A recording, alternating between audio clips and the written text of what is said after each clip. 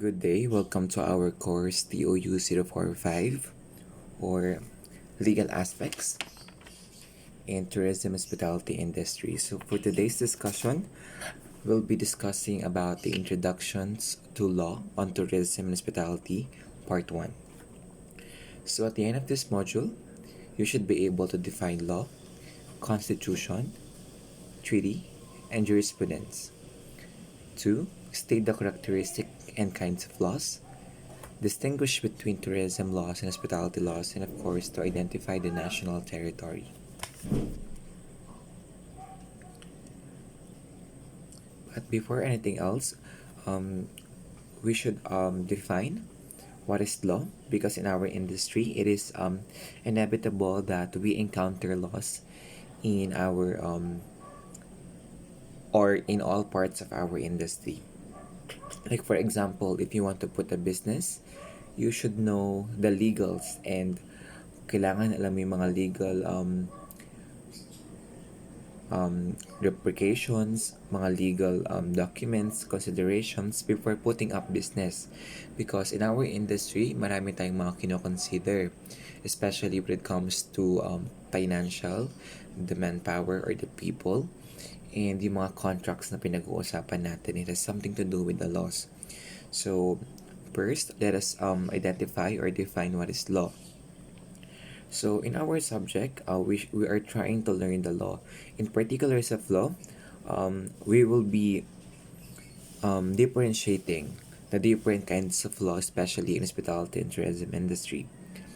So, according to Collins of 2018, he defined law as a system of rules that a society or government develops in order to deal with crime, business agreements, and social relationship.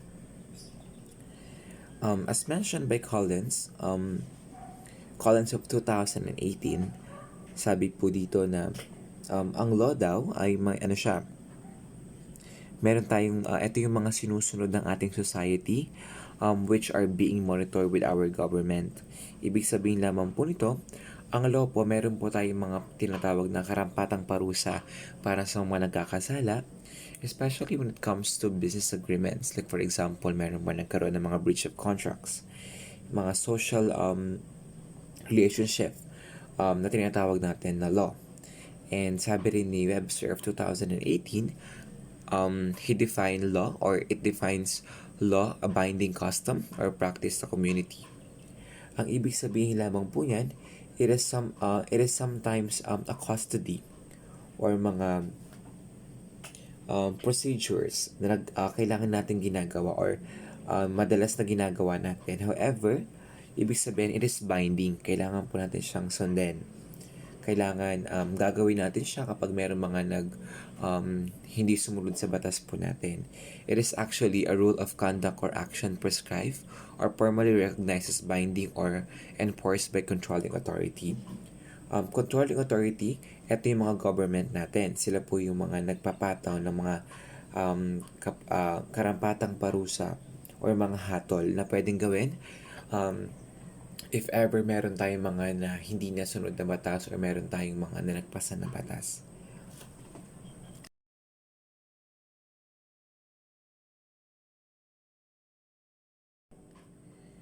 And of course, after we define law, meron po tayong tinatawag na characteristic of laws. Ano po itong mga ito? Pag sinabi natin characteristic of law, it is a rule of human conduct, a just and obligatory, promulgated by competent authority, and of course, it must be observed by all. So when we say rule of human conduct, laws are the standards that we need to observe regardless of how different we are from each other. Ibig sabihin po nito, it is actually a function of the concept of actions. Ibig sabihin, meron po tayong ginagawa. And of course, ibig sabihin po nito, yung mga kaparusahan natin, makukuha natin siya nang wala po tayong tinitignan na estado sa buhay, kasarian, mga beliefs. We still follow the same set of rules or laws for human conduct or human rights. Ibig sabihin, no, kahit sino ka, kahit ano ka pa, kahit ano pang estado mo, we actually follow the same set of rules. And of course, it must be just just and obligatory. Justness is about being fair and not discriminatory. Ibig sabihin, wala po tayong kinikilingan sa batas. Dahil ang law po is being applied to all, regardless sa race na meron ka, sa gender ka, kung babae, lalaki ka, and status in life. Ngayon nga, di ba, kahit mga hayop na or mga pets natin, meron na tayong mga batas na tumutulong for the betterment or para sa mga rights na meron po sila. And of course, it must be promulgated by the competent authority. Ibig sabihin po nito, yung mga nagpapatupad o yung mga nag-monitor, gumagawa ng batas, kailangan competent po sila sa paggawa ng batas po na yun. Ibig sabihin lamang po nito, ito po yung may kinalaman sa mga lawmakers natin, the senates. We actually have the rights to put someone na magiging lawmakers natin. Hindi po pwedeng kahit sino-sino na lang magiging authority sa paggawa ng batas. Hindi pwedeng dahil marunong ka lang magbasa, pwede ka nang gumawa ng batas. Dahil ito po ay it actually requires an ethical, a lawful decision from the lawmaking authorities. Kailangan kasi dumadaan po ito sa mga more readings and kailangan po itong makita o makilatis ng mga authorities natin for fair application para po sa lahat natin. And it actually must be observed by all. Ibig sabihin, no man is above the law. Kung ikaw man ay mahirap o mayaman, lahat po ng asa community natin must adhere to the law. All is bound to observe the law. Ibig sabihin, lahat po nito kailangan susundin ng bawat isa. Pero mamaya, meron tayong mga according to scope. Pero lahat po, in general, kailangan po alam natin ang batas natin or aware po tayo sa batas po na meron po tayo. Aliens while temporarily residing in the country must observe the law. Mamaya pag-uusapan natin yung mga constitutions, treaty, mga agreements na yan. Okay. So of course, after we define the characteristic of law and the meaning of the laws, let us now discuss the kinds of law. So it has something to do sorry for the background noise. So meron siyang tinatawag na according to purpose. So we have the substantive law and the adjective law. When we say actually substantive law, it is a kind of law which creates and defines and regulates the rights and duties that can give rise to cause of action. Ibig sabihin lamang po nito, it actually deals with the ends with the administration of justice. Ibig sabihin po nito, it has something to do or it has relates and determines the matters of litigated. It actually regulates the affairs controlled by procedural law. Ibig sabihin po nila, it has something to do with procedures. Di ba nga, sabi rin dito, for example, or marami sa inyo, di ba, meron ng mga nakakita ng mga obligations, example, contracts, di ba? Lalo na sa industry natin, sa hospitality and tourism industry, contracts are important. Especially, marahil sa inyo, marami nakakita na o meron na nakaranas, makakita, makapirma ng kontrata. Pwede ikaw ay part-time o full-time, kailangan sa kontrata mo, doon po natin makikita yung mga benefits na meron ka. Kung meron ka bang government-mandated benefits like SSS, Pag-ibig, PhilHealth, or sa kontrata nyo ba, meron po ba nakalagay doon na meron po ba kayong meal allowance? Meron po ba kayong mga paid leaves? Ibig sabihin, doon po natin siya makikita. And once po na meron mga na-abide na obligations or mga terms in our contract, doon po papasok si substantive law natin because it actually determines the rights and the obligation of the parties, not just the part or the sides of the employees but also the part of the companies or employers. And of course, meron tayong tinatawag na agentive law. Ang agentive law po is a kind of law that actually provides the method of aiding and protecting certain rights. It is concerned with the means and instrument by which those ends can be achieved. It relates with the conduct and relations between the courts and litigants. It regulates the conduct of affairs in the course of administration justice. Ibig sabihin lang po nito, like for example natin, papaano ba tayo magkakaroon ng hustisya? Or how can we get justice? Ito yung mga process and mga procedures na tinatawag natin. Hindi po natin pwedeng basta-basta na lang, tanggalin. Like for example, ikaw ay nagkasala, nakapatay ka, nagnakaw ba?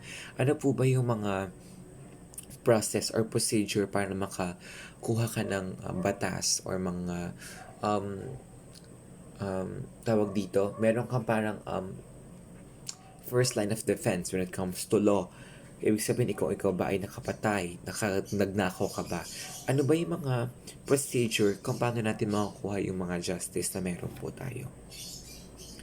And of course, meron po itong kinalaman sa according to scope. When we say according to scope, meron tayong tinatawag ng public law or para sa lahat and private law na meron particular class, persons, or things. Okay, now let us talk about the tourism law versus hospitality law.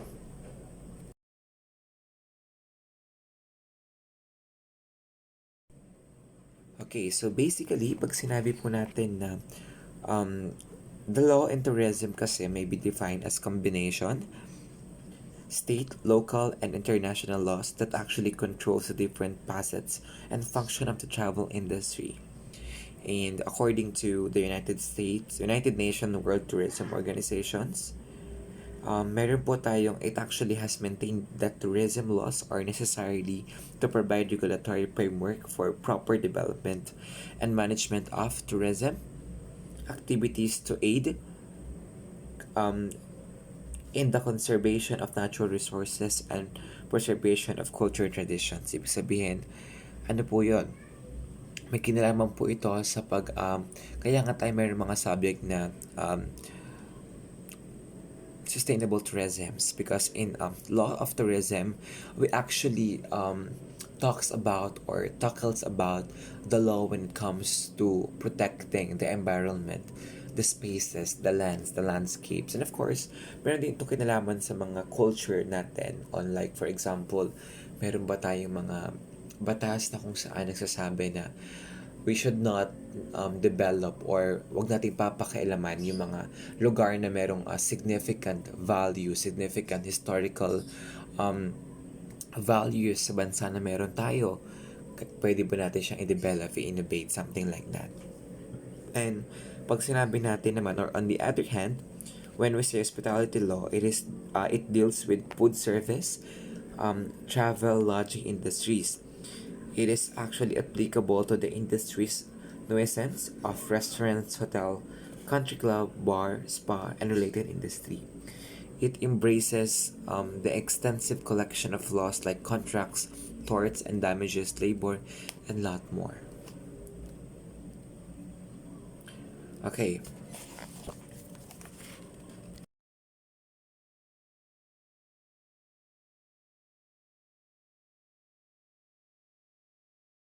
Okay, now for us to start with our study of law, we should define first what is the Constitution. So according to your module, a constitution is a basic and a paramount law to which all other laws must conform and to which all persons including the highest officials of the land must defer. Ibig sabihin lang po nito, ang constitution natin ginagawa po siyang background ng mga batas natin.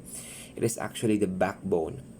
Ito yung mga, we have to look back into the constitution before making or coming up with new laws natin. Ito yung nagiging natin. Because it must be aligned pag gumawa ng batas ang mga legislative natin. Kahit po presidente, kailangan po sumusunod sa constitution na meron po tayo.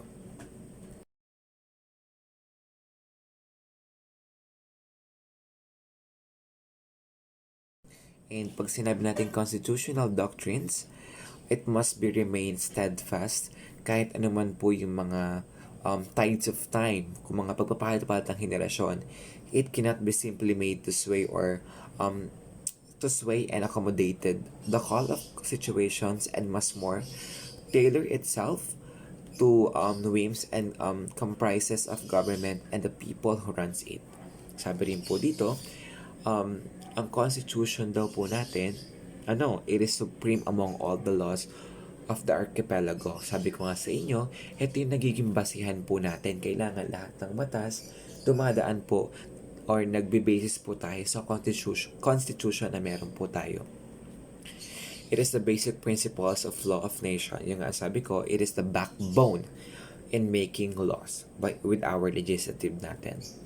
And when we say treaty naman, it is a compact on our agreement between made two or more independent. Ibig sabihin lamang po nito, ang treaty po natin, it must be agreed between one, two, or more nations natin. Like for example, we actually have here the treaty or the extradition treaty.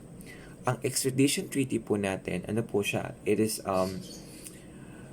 treaty between the government of the United States of the America or the US and the government of the Republic of the Philippines. Ito po ay pinirmahan sa Manila noong November 13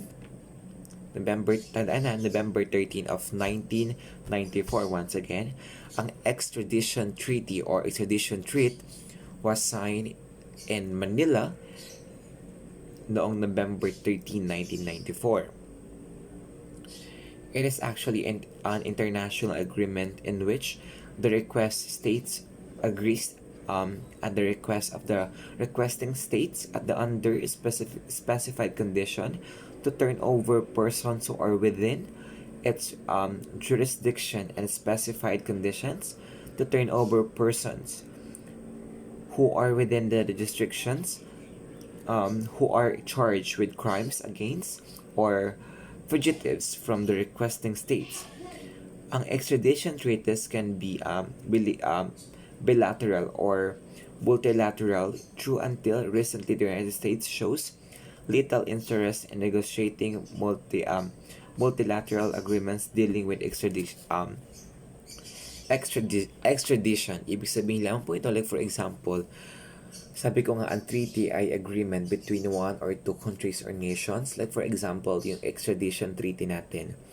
Ang extradition treaty natin or treat ay, like for example, meron pong isang tao or isang Pilipino na nakagawa ng krimen sa bansa ng Estados Unidos or United States of the America. Siya ay nakapatay, nagnakaw, ng droga. Ang extradition treaty po, sinasabi dito na kailangan po yung yung tao po na yun nakagawa ng krimen sa bansa ng US, kailangan po natin siyang pabalikin sa bansa ng Pilipinas para doon po natin i-apply yung mga laws. Doon po natin siya magkaroon ng due process sa krimen na meron siya. Likewise, ganun din po kapag merong mga Amerikano or meron tayong mga AFAM na nakagawa ng krimen dito, nakasaad sa extradition treaty natin sa agreement between Philippines and US na ibabalik natin yung tao na yon sa bansa kung saan po siya nanggaling. And when we say jurisprudence naman, and of course, meron din kinalaman yung treaty pala sa example natin yung mga sa laws sa mga transportation din po natin. When we say naman jurisprudence, ang jurisprudence po natin final decision po siya of Supreme Court. Ibig sabihin, ito na po yung kapatawaran ng batas. Ang judicial decision applying to interpreting the laws or constitution shall form a part the legal system of the Philippines. It actually may be inferred from the Civil Code of the Philippines that decided yung mga kaso by the court shall have the effect of law contemplated by the Section 8, to wit, judicial decision applying to or interpreting the laws or the Constitution shall form a part of the legal system of the Philippines. It is well settled in the case of Miranda versus Imperial of 77 Field 0166 that only decision of Supreme Court establish jurisprudence are binding all the law or other courts. Sa Pilipinas po kasi hindi po masyadong susunod yan kasi meron po tayong mga steps, process, iba-ibang sanghay ng batas. Like for example, meron tayong batas na may kinalaman saan sa mga barangay laws natin, na pang barangay lang, na pang Supreme Court or mga ganun po. Okay, when it comes naman sa custom and tradition of basis of the law, meron po tayong tinatawag na national territory po natin.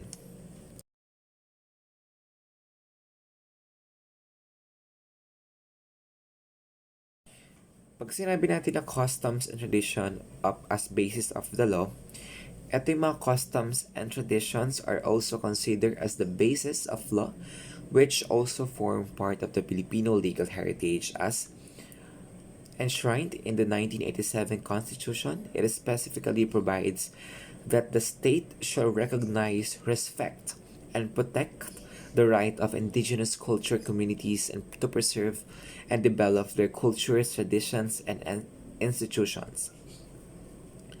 Like for example, relevant to this is the provision of the Old Civil Code, particularly the Article 6, Part 2, which states that where no statute is exactly applicable to point in controversy, the custom of the place shall be applied, and applicable to the point of controversy, the customs of the place shall be applied, and in the absence of thereof, the general principles of the law.